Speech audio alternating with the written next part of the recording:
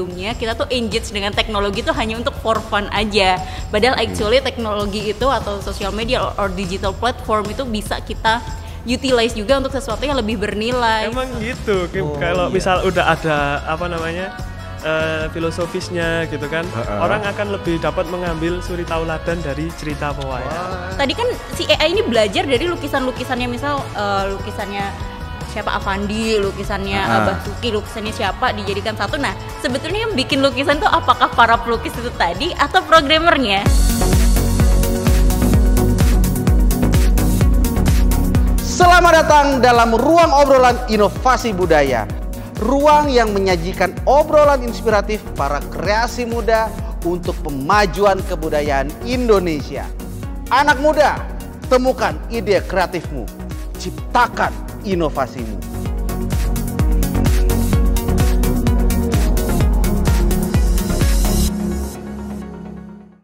Halo Sobat Budaya, selamat datang di ruang obrolan inovasi budaya bareng saya Denis Adiswara. Di sini kita bakal ngobrol dan membahas hal-hal yang benar-benar inovatif yang digawangi dan digerakkan oleh anak-anak muda Indonesia. Tuh, keren kan? Mudah-mudahan kamu jadi terinspirasi setelah mendengarkan acara ini. Dan saya tidak sendirian pastinya, karena di sini saya akan memperkenalkan teman-teman saya.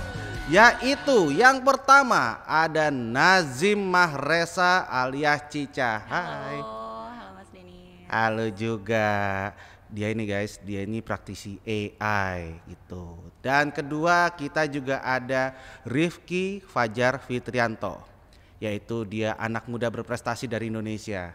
Halo Rifki. Halo Mas Denis. Ya, di sini tulisnya anak muda berprestasi ya. Tetapi kita nanti akan tanya dia, prestasi macam apa yang sudah pernah diraih oleh dia.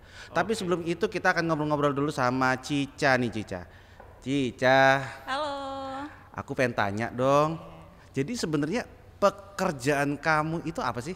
Oke, jadi sekarang ini saya bekerja di sebuah perusahaan yang mengembangkan teknologi kecerdasan buatan berbasis lokasi ini Mas Denny. Oh, berbasis lokasi. Betul, kecerdasan buatan berbasis lokasi. Oke, jelasin lagi dong, karena ini mungkin benar-benar baru buat teman-teman yang lagi menikmati acara ini gitu loh. Oke, jadi mungkin teman-teman dan Mas Denis juga, Mas Rifki juga ya, udah sering dengar ya kata kecerdasan buatan atau AI, artificial intelligence. Nah, ketika kita bicara soal AI itu kita biasanya selalu bicara soal pengolahan data.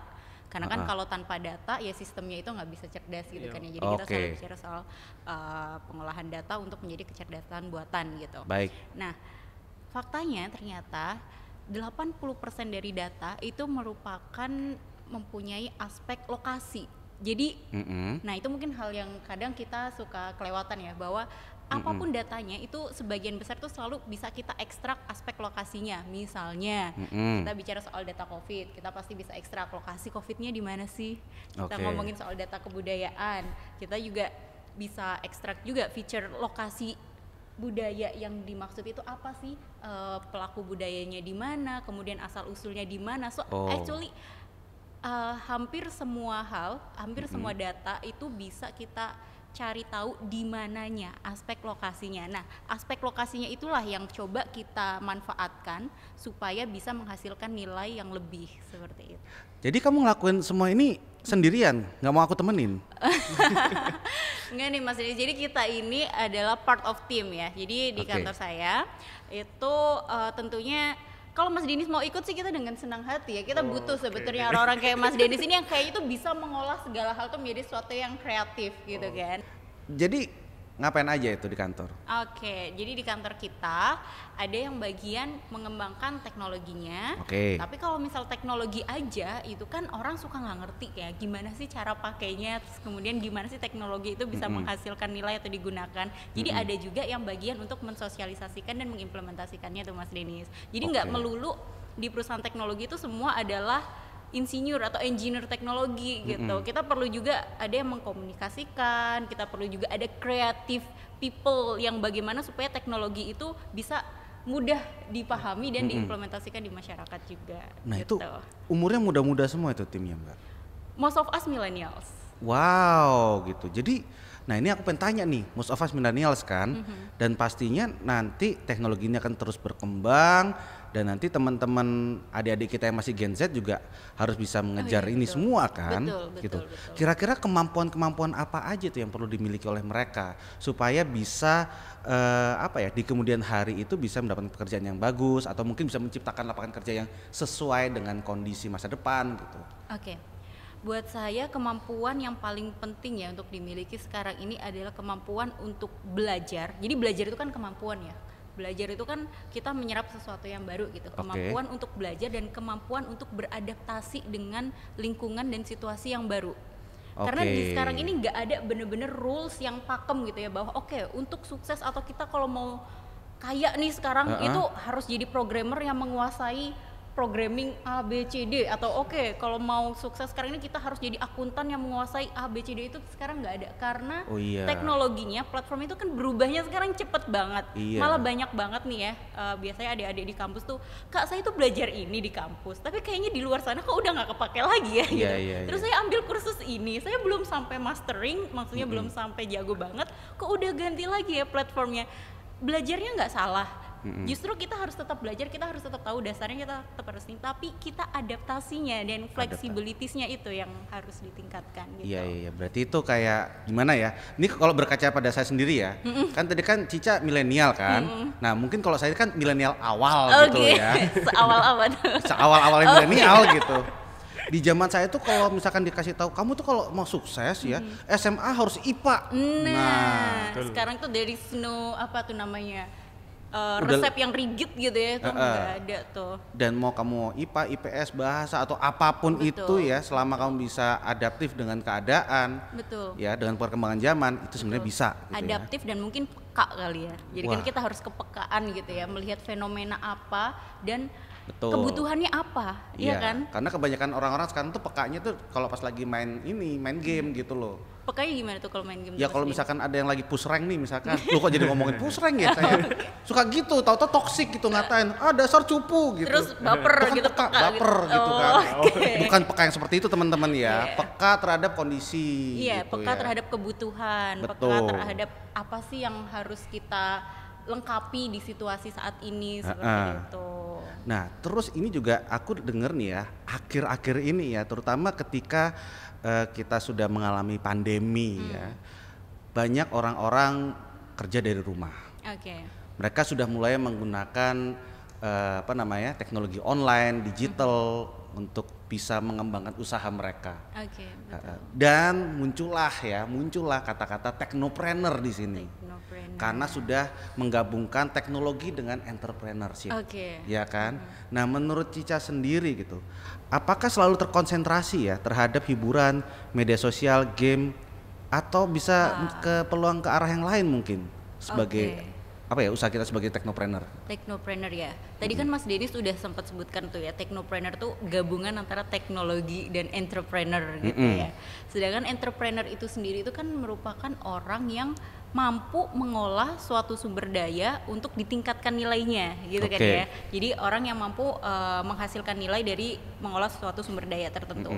Nah, di zaman sekarang ini untuk bisa menghasilkan nilai, untuk bisa mengolah sumber daya itu seefisien mungkin, seoptimal mungkin, itu kan akan sangat terbantu dengan teknologi. So, menurut saya sih sebetulnya semua pengusaha, semua entrepreneur itu adalah technopreneur. Iya kan? Karena pastinya mereka kalau kita terdorong untuk mengoptimalkan suatu sumber daya, kita pasti akan mencari jalan apa ya yang paling optimal untuk mengelola sumber daya tersebut, dan tentunya pasti mengutilisasi atau menggunakan teknologi. Iya ya, benar juga. Jadi, menurut saya sih semua all entrepreneur is technopreneur. Jadi mungkin kalau disebut, tapi kan biasanya teknologian itu tuh terkait dengan hal-hal yang entertainment gitu kan, sosial media mungkin, karena sebelumnya kita tuh engage dengan teknologi itu hanya untuk for fun aja, padahal actually teknologi itu atau sosial media or digital platform itu bisa kita utilize juga untuk sesuatu yang lebih bernilai, sesuatu yang lebih impactnya lebih banyak, seperti itu. Iya, bahkan itu teman-teman, saya punya teman yang kebetulan ya, teman mabar juga.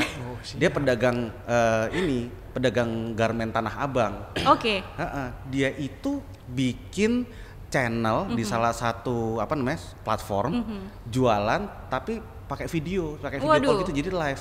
Nah itu bisa disebut kalau orang dulu mungkin ngeliatnya itu technopreneur kali ya. Iya betul, karena dia channelnya dulu jualannya langsung atau harus buka stand dulu, sekarang dia pakai channel digital. Iya, dia jualnya lucu banget gitu, bapak-bapak gitu jualan gamis tapi kan ya. Iya. Di review gitu. Ini bagus loh, nggak sayang istri apa gitu. Mumpung tinggal 3 nih, yo 25.000 gitu. Itu sudah technopreneur juga ya sebenarnya. Atau mungkin juga ya kebanyakan orang mungkin salah sangkanya technopreneur itu adalah entrepreneur yang menciptakan teknologi kali ya. Ya mungkin biar kayak Elon Musk gitu kan. Kayak gitu. Jadi harus menciptakan teknologi baru technopreneur, padahal bukan ya. Berarti entrepreneur memanfaatkan teknologi untuk menghasilkan nilai. Iya, jadi teman-teman kalau kalian pengen jadi entrepreneur yang memanfaatkan teknologi, itu sebenarnya kalian sudah entrepreneur gitu loh. Dan nggak usah jauh-jauh bayangin, wah harus belajarnya susah. Ya memang kamu harus belajar sih gitu. Tetapi bisa diawali dengan apa yang kamu miliki sekarang dan apa yang bisa kamu tawarkan ke orang-orang gitu. Nice. Nah, sekarang nih saya pengen tanya. Kita kan tadi udah ngomongin tentang technopreneur, kita udah ngomongin tentang memberikan value atau nilai yang bisa ditambahkan dengan adanya teknologi. Indonesia ini kan negara yang dikenal sama sangat beragam budayanya dari Sabang sampai Merauke. Nah, kira-kira nih kalau menurut Cica sendiri, teknologi itu bisa mengoptimalkan apa saja yang mungkin saat ini belum belum dikembangkan dengan baik lewat teknologi gitu loh, budayanya gitu loh maksudnya. Budaya. Nah, hal-hal budaya apa saja di Indonesia yang bisa dikembangkan dengan teknologi yang lebih mantap lagi lah gitu istilahnya. Oke. Hal-hal terkait kebudayaan ya. Kalau menurut saya sendiri sebetulnya kita balik lagi ke apa sih budayanya itu ya. Kalau yang kita maksud budaya itu adalah heritage gitu ya, warisan, sesuatu yang mungkin dulunya ada terus berusaha kita lestarikan. Oke, itu kan berarti masih dalam konsep mengkonservasi aja gitu kan, menyimpan supaya itu tidak sampai punah.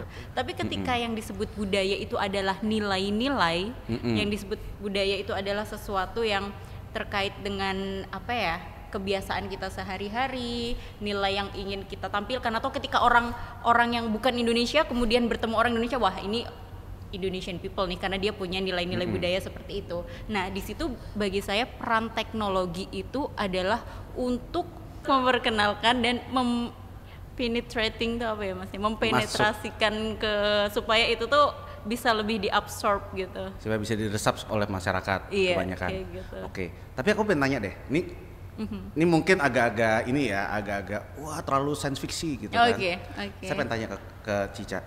Mungkin nggak sih misalkan teman-teman periset ada yang menemukan rekaman tarian ya dari tahun 1900-an awal yang mana penarinya sudah tidak banyak, bahkan sudah punah.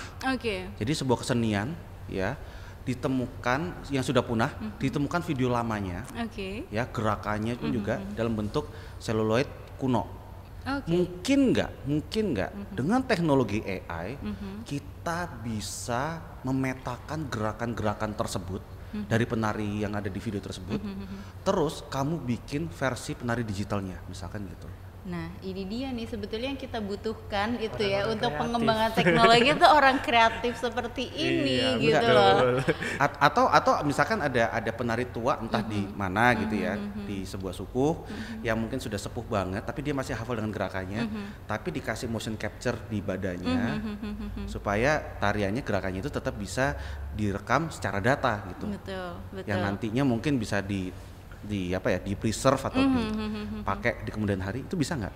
Itu sangat mungkin sekali sih Mas Denis. Apalagi tadi Mas Denis udah ngerti betul tuh ya sampai teknisnya bahwa itu kan bisa dikasih motion di badannya, kemudian bisa kita record gitu ya gerakannya dan lain sebagainya. Jadi memang sekarang ini secara infrastruktur itu tuh kan kita memungkinkan untuk menyimpan data dalam jumlah yang sangat besar sekali ya. Jadi dari segi infrastrukturnya aja mungkin dulu kita tuh masih inget ya, kalau mungkin review kayaknya udah bukan zamannya sih Mas, tapi kita dulu ada namanya disket kan yang nggak ngerti itu penyimpanan filenya berapa kilobyte gitu ya. Kemudian dulu ada flash disk sekian boro-boro megabyte aja tuh udah kayak yang mahal banget. Nah, semakin lama itu kan semakin murah. Semakin lama semakin murah. Jadi storage-nya aja itu semakin lama semakin murah. Nah, storage semakin murah dan hal-hal untuk alat untuk mengcapture datanya itu juga semakin ada di mana-mana. Jadi kalau misal storage-nya ada, alat untuk mengcapture-nya ada. So kalau masalah mengkonservasi tadi ya atau menstore budaya-budaya itu udah sangat mungkin sekali seperti itu. Menyimpan budaya yang ada. Menyimpan budaya buatan manusia, ya itu bisa ya. Bisa. Nah, pertanyaan berikutnya itu sebenarnya cuma bridging doang. Cuma jembatan doang. Apakah teknologi AI bisa menciptakan produk budaya? Misalkan bisa bikin lirik lagu, bisa bikin lukisan seperti yang ada di galeri ini, bisa bikin lawakan yang bisa lebih lucu daripada jokes om-om di WA. Apakah bisa? Mungkin Mas Denis kalau mau menyampaikan jokes atau menyampaikan suatu materi atau apa, biasanya inspirasinya dari mana, Mas? Dari derita orang biasanya. Derita orang ya? Iya, derita orang atau tragedi ditambah waktu adalah komedi, katanya gitu kan. Berarti kan variabelnya udah ada ya? Variabel 1 derita orang. Variabel 2 tadi apa tadi? Waktu. Kemudian ditambah unsur-unsur komedi. Iya. Ini kan variabel yang sama Mas Denis sebetulnya dia pelajari, diolah, kemudian menghasilkan suatu output. Actually that's the algorithm, itu algoritma dari artificial intelligence itu juga seperti itu. Dia ada sistem yang kemudian mempelajari data dari variabel-variabel tertentu yang kemudian diolah, kemudian menjadi output suatu tertentu. Kalau ditanya bisa nggak Mbak bikin lirik lagu, tinggal masukin aja variabel-variabel lagu itu apa sih? Nada-nada dasar. Inspirasi-inspirasi genre-genre lagu. Nanti dia akan combine, dia mengeluarkan aransemen sendiri seperti itu. Jadi sekarang pertanyaannya teman-teman ya semuanya ya. Kalau misalkan ada komputer kecerdasan buatan, dia bisa menciptakan nyanyian atau tarian baru berbahasa Indonesia. Apakah itu berarti dia menciptakan budaya asli Indonesia yang baru? Wow. Nah, itu pertanyaannya menjadi luar biasa. Pertanyaannya ini sangat sekali ya, sangat filosofis gitu ya. Karena ketika dibilang apakah itu menjadi suatu budaya Indonesia yang baru, bahkan beberapa budaya kita aja kalau di challenge ini beneran budaya Indonesia nggak sih, itu aja perdebatan. Iya kan, dan memang itu ruang-ruang inovasi itu memang menciptakan banyak grey area seperti itu, diskusi-diskusi yang menarik seperti itu. Makanya daripada kita diskusi terus, mendingan kamu coba deh, mendingan buat teman-teman yang lagi dengerin ini, coba kamu belajar AI. Siapa tahu kamu bisa bikin perdebatan-perdebatan seperti itu. Seru loh itu. Kadang nanti menariknya gini nih Mas Denis, misal tadi nih ada yang udah berhasil menciptakan lukisan gitu ya dengan AI gitu. Yang menciptakan lukisan ini sebenarnya siapa? Programmer AI-nya atau tadi kan si AI ini belajar dari lukisan-lukisannya, misal lukisannya siapa, Avandi, lukisannya Basuki, lukisannya siapa, dijadikan satu. Nah, sebetulnya yang bikin lukisan itu apakah para pelukis itu tadi atau programmernya? Pertanyaannya kan itu. Menarik. Jadi ya, lagi-lagi nama acara ini adalah inovasi budaya. Kamu harus sudah terbiasa dengan obrolan-obrolan yang seperti ini, yang sampai sekarang belum ada jawabannya. Sengaja kita kasih pertanyaan seperti ini supaya apa? Kamu yang kasih jawabannya. Nah, itu dia. Dan kali ini kita juga mungkin sudah ada tamu satu lagi yang berhasil atau paling tidak sudah ada benih-benih jawaban dari dia. Gitu. Nah, kita pindah sekarang ke Rifki nih.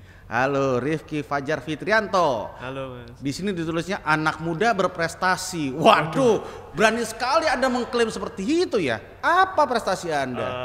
Untuk prestasi saya kemarin ya, itu adalah juara 1 di KBKM Nasional 2020 kategori aplikasi. Kamu bikin aplikasi apa? Saya dan tim membuat aplikasi yang bernama Amoga Sakti. Amoga Sakti. Oke, ngapain aja itu Amoga Sakti? Di Amoga Sakti ini merupakan game yang berbasis trading card game, di mana kita mengangkat wayang gagrak Malang dan dijadikan sebagai suatu game seperti itu. Oke, ini adalah sebuah pengakuan dari seorang Denis Adiswara.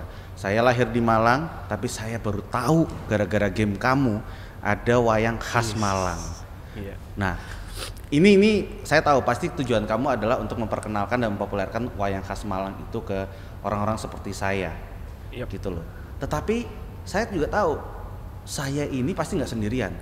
Banyak banget yang mungkin belum pernah terpapar atau kenal dengan budaya tersebut. Nah, cara kamu gimana untuk memperkenalkan? Apakah cuma lewat game saja? Oke. Dari game ini kita mencoba untuk mengenalkan lagi gitu. Apa sih wayang itu?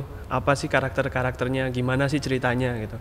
Dan di Amoga Sakti ini kita udah mendesain sedemikian rupa di mana para pemain nanti akan bisa mengetahui detail-detail karakter, ceritanya dari cerita pewayangan itu seperti apa, dan juga mereka akan tahu detail-detailnya nih. Misal di pewayangan kan ada senjata, ada pusaka-pusaka. Nah di sini di mana kita membuat Amoga Sakti ini bisa dimainkan oleh para pemain dan bisa mengerti apa gunanya ageman atau senjata itu, pusakanya itu seperti apa.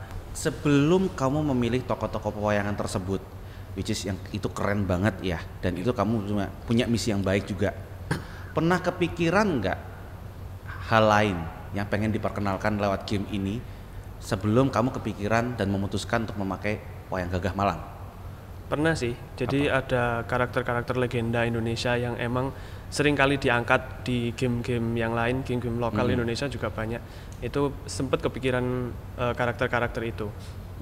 Cuma kenapa kita milih wayang? Karena wayang itu punya nilai-nilai filosofis, di mana karakter, misal ada Pandawa sama Kurawa, di mana Pandawa ini memiliki hasrat untuk bela negara dan untuk mengalahkan keburukan dengan kebaikan seperti itu. Jadi filosofinya itu lebih ada di pewayangan seperti itu. Jadi intinya kamu tadinya pengen bikin karakter sendiri ya? Bikin karakter sendiri. Tapi kamu juga sekarang ambil wayang karena sudah ada mitologinya, sudah ada nilai-nilainya, ada ceritanya, ada lore-nya. Ceritanya dan lore-nya dan segala macam.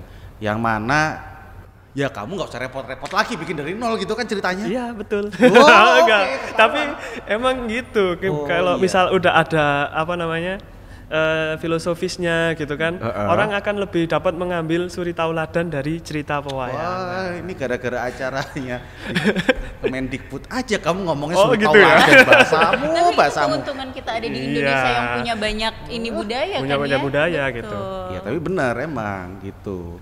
Nah sekarang gini, untuk dari pemilihan temanya, kamu sudah mengangkat wayang gagah Malang. Apa gagrak? Gagrak. Tulisannya gimana? GRAK. Gagrak. Gagrak tuh apa sih? Kurang tahu ya kalau dari namanya itu apa. Wayang gagrak. Yang bikin beda dengan wayang, misalkan wayang kulit gitu apa? Dari ceritanya itu mirip-mirip semua, cuma ada sedikit memang perbedaan. Contoh misalkan di pewayangan itu ada, kan pewayangan itu diambil dari mitologi Hindu juga. Yes. Ada dari India. Terus kenapa di Indonesia itu ada perubahan-perubahan gitu, masuk perubahan-perubahan. Jadi lebih di perubahan cerita sih lebih tepatnya. Ada perubahan cerita-cerita yang emang berbeda gitu. Contoh kecil aja deh, yang beda dari wayang gagrak, yang jadi ciri khasnya gitu. Kalau perbedaannya lebih banyak itu action, lebih banyak sensasi drama kah, atau lebih sakti? Lebih ke arah itu sih, apa namanya, penamaan atau segala macamnya. Kayak misal ada senjata-senjatanya dari Puntadewa, itu namanya Jamus Kalimasodo. Sebenarnya di lainnya itu Jamus Kalimasodo itu diambil dari 2 kalimat syahadat seperti itu kan. Jadi sudah ada ini ya, ada pengaruh-pengaruh dari Islam ya, budaya Islam ya. Oh gitu, oke. Itu bedanya wayang gagrak teman-teman.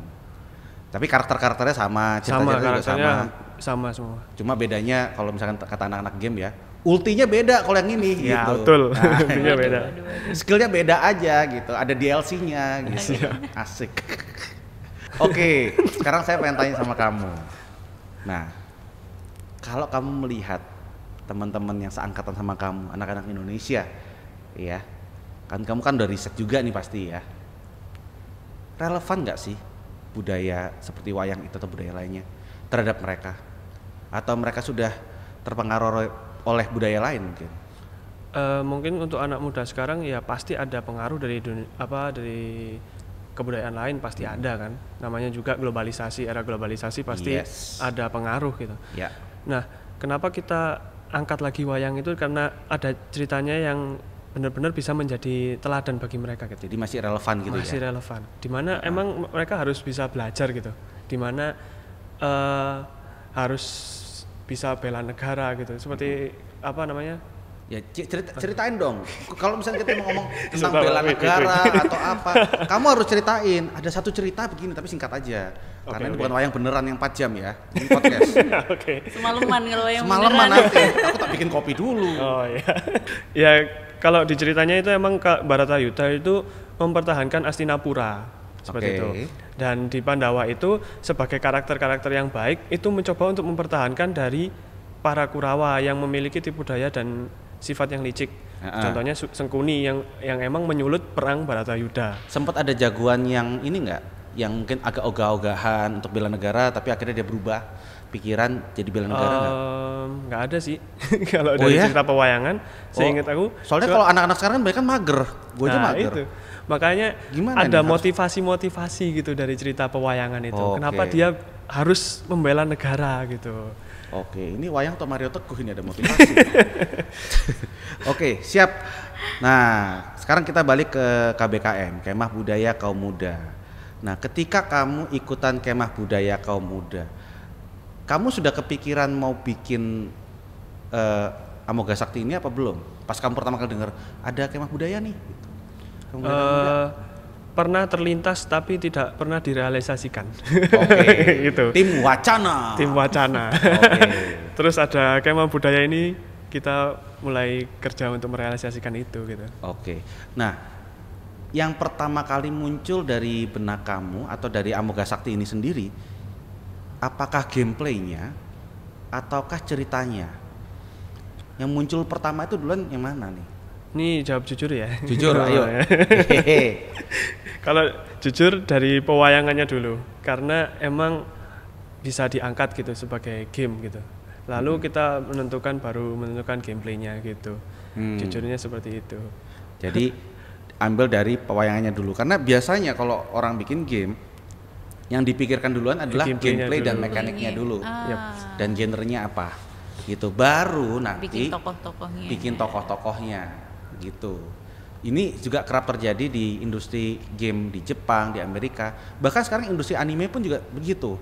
Jadi mereka sudah tahu, oke, nanti kita bakal bikin lini merchandise-nya harus kuat di baju, harus kuat di game, atau kuat di mana lagi. Nah, baru mereka akan mencari intellectual property yang cocok terhadap bisnis model tersebut. Gitu loh. Jadi emang benar-benar dibalik gitu kan. Nah, kalau dari kamu mungkin kamu lebih kuat kreatornya ya, kreatifnya ya. Ya, kan saya juga pemula ya. Alah, kamu jangan berlindung di balik panggilan pemula. Oke. Hati-hati. Nanti kamu dapat hadiah pemula juga loh.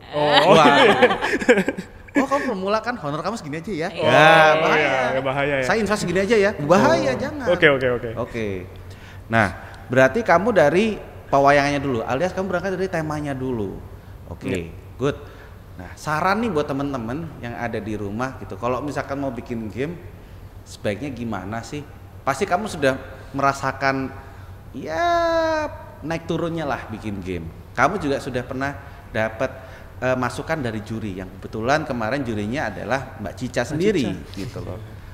Kamu pada saat KBKM, kamu dapat saran apa yang mungkin nyantol banget ke diri kamu dan bisa diteruskan ke teman-teman yang mendengarkan acara ini? Oke. Seperti yang disampaikan Mas Denis tadi ya, masalah gameplay. Jadi karena kita emang tahapannya mungkin bisa dikatakan salah, itu gameplaynya emang kita bisa katakan kurang matang gitu.